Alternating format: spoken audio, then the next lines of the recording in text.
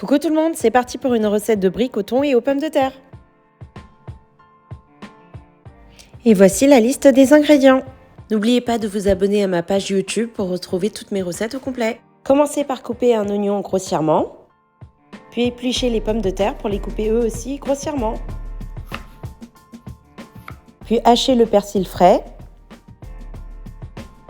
Puis mettez le tout dans une casserole propre et rajoutez de l'eau jusqu'à hauteur. Laissez bouillir le tout à feu moyen 20 à 25 minutes. Pendant ce temps, émiettez le thon à l'aide d'une fourchette. Aidez-vous d'une fourchette pour vérifier la cuisson des pommes de terre.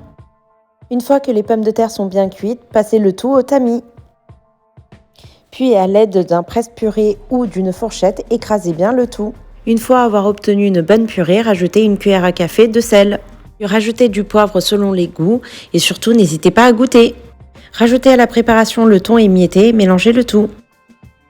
Puis rajoutez quelques gouttes de citron pressé. Puis enfin, rajoutez un œuf et mélangez le tout pour obtenir un mélange homogène. On passe maintenant au montage des briques. Pour commencer, coupez les feuilles de briques en demi-lune. On passe ensuite au pliage.